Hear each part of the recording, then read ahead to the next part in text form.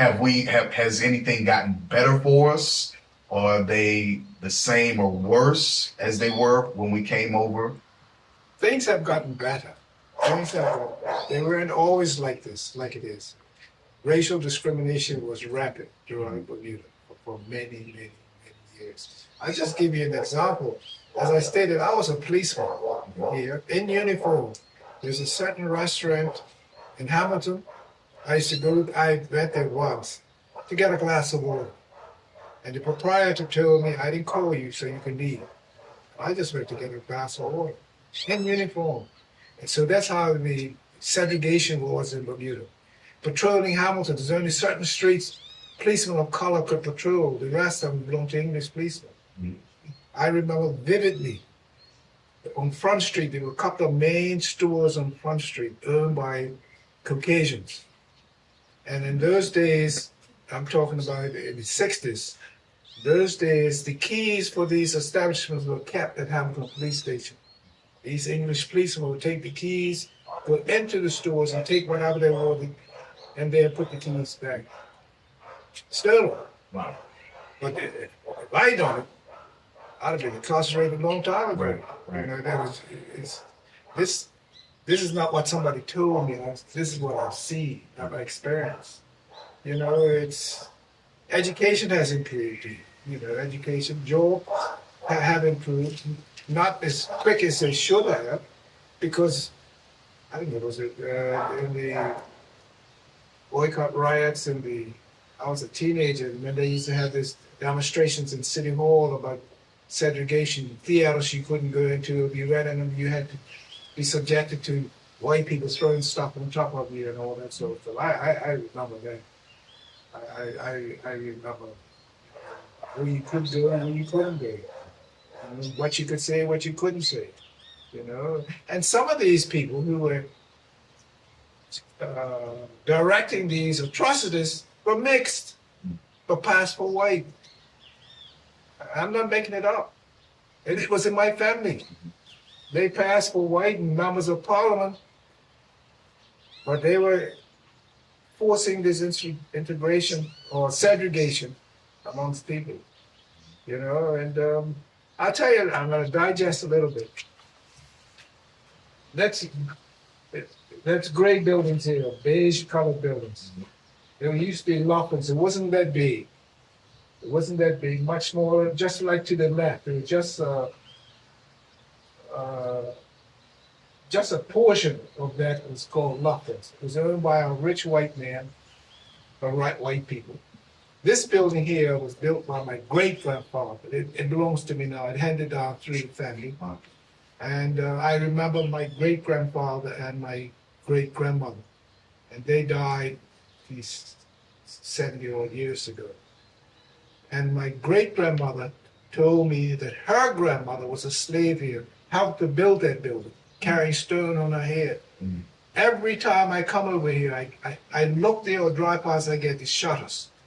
You don't understand what I mean. I get angry, mm-hmm.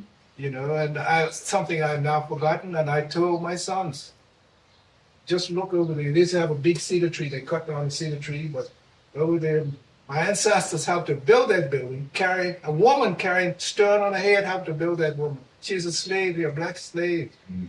You know, and every time I come here, I come here to make sure the building's intact, but I can't help but looking over there and thinking about it.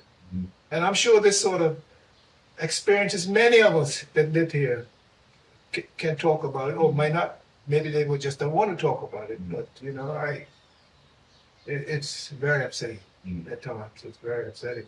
But to get back on track, there were many Native American tribal members that were brought here, even indigenous people from the Caribbean.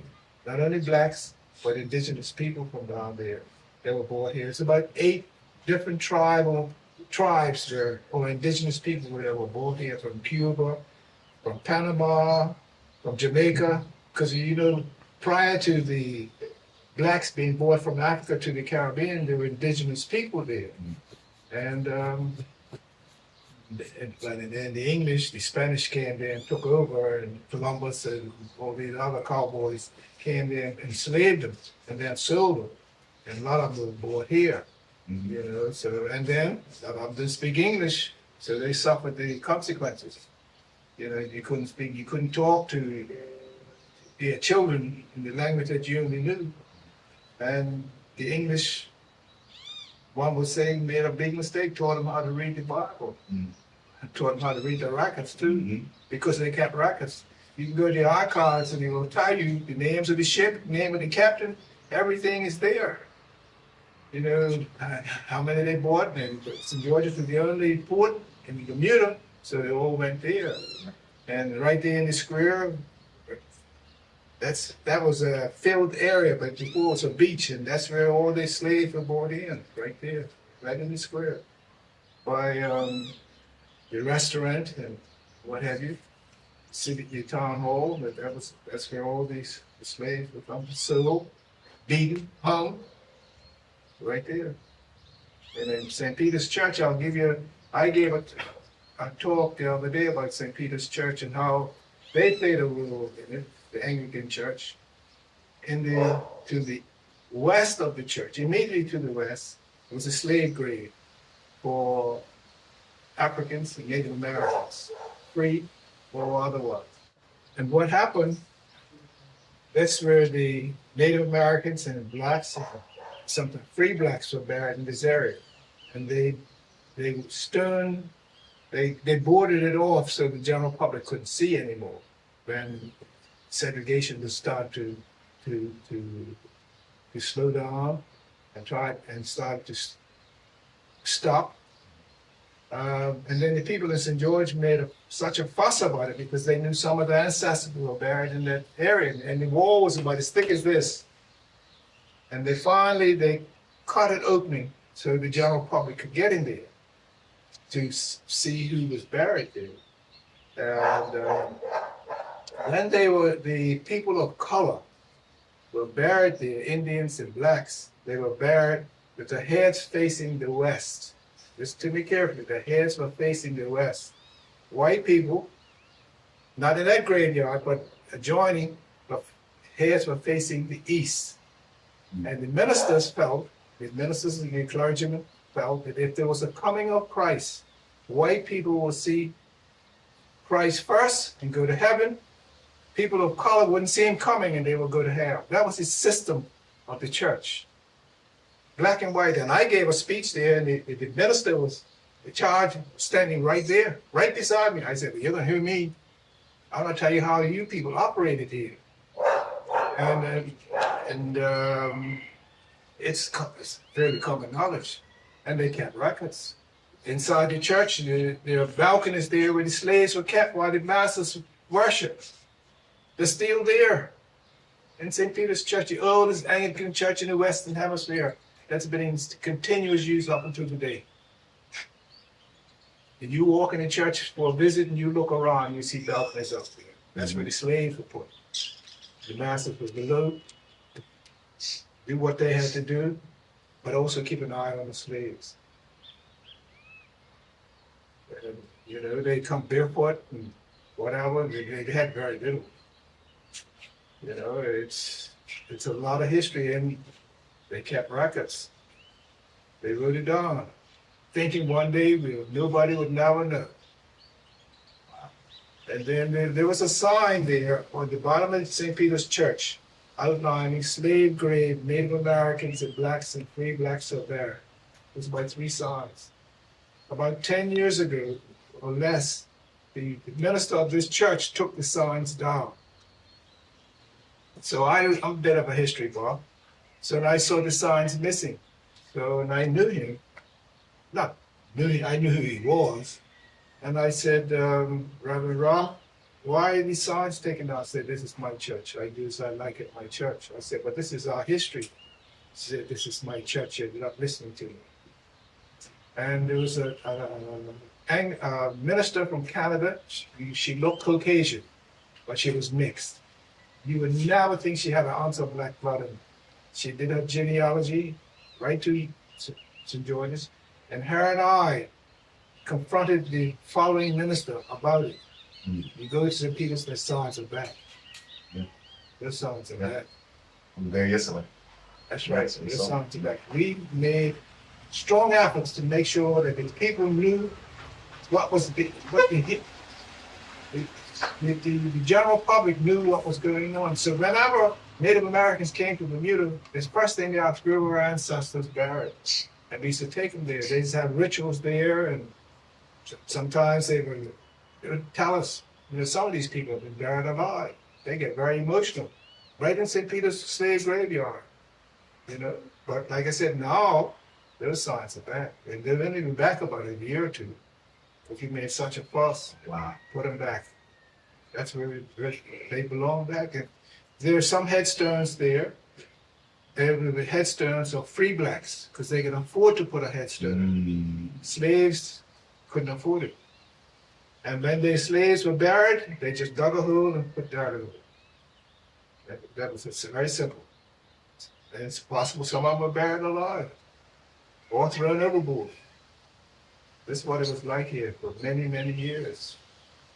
But again, they didn't hide. They didn't neglect to keep records of what they were doing. That's how I found them. That's why it's in my book. So all the records that you found, or many of the records that you found, are actually. Yes. The other thing is, when the Bermuda government asked me to write a book, and it's something that was not on my bucket list to write a book. I went to school, but that was not on my bucket list. And they strongly asked me, and I said, all right. I spoke to my family. Two sons, one's a lawyer, the other's an architect, and they said, Pops, we'll help you. And by accident or by design, I was introduced to a professor from Florida University who had written similar books about Bahamas. And she was like the wing beneath my wings. She was right there at the right time. And I had a friend of the family, a Caucasian man, heard what I was doing. He invited me to his house. And he says, Brinks, I hear you're writing a book about slavery in St. David's, and etc. I said, yes. He says, come to my house. I went to his house. He had an enormous amount of books,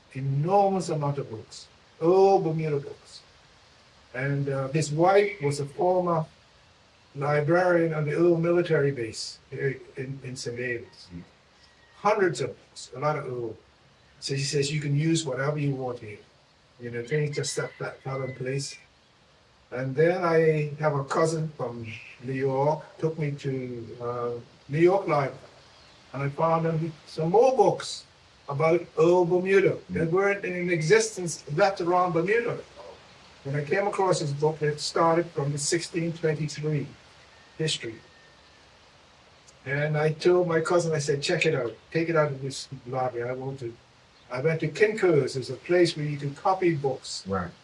It was 440 pages. I stood there and I copied page after page after page. And I had one of these bold things. I clipped it together. It cost me $300 or more to have it done. I gave it back to my cousin. I said, take it back to the library. I don't need this anymore. I've got it right here. And I still have it home. When this friend of mine gave me access to his books, there was the book, right? He had it, had a copy of it. And as fate had it, he died of cancer. And I was fortunate enough to get all his books. So now I have a library, maybe one of the best black owned libraries in Bermuda. But I don't keep all my books in one place. And then there is a former head librarian who's my neighbor. So I called her, I told her what I have. So I said, I want your advice on what I do with this. She said, first of all, don't lend them because they're not going to come back. Don't lend your books. So I bought a futon. It was a former bedroom of one of my sons. There's a futon. Those who don't know, it's like a bed, a couch that opens up to a bed. People come to want to read the book. I say, sit here and read it. Can't take it. And because there's an accident, a fire, somebody wants to break in, they can get all my books because I don't keep more than one place. And that helped me as well.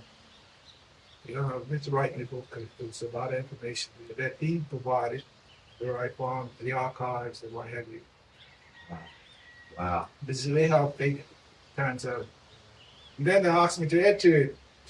I said, I'm alone now. I let somebody else do the rest. I'm alone. I'm 82 years old. So, Oh, really? Wow. Yeah, so I made my contribution. Yeah.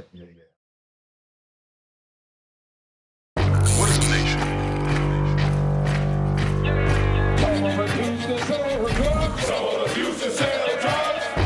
Nation is men leading by example.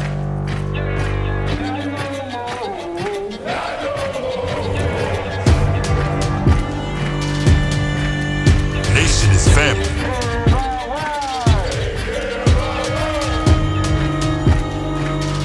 Nation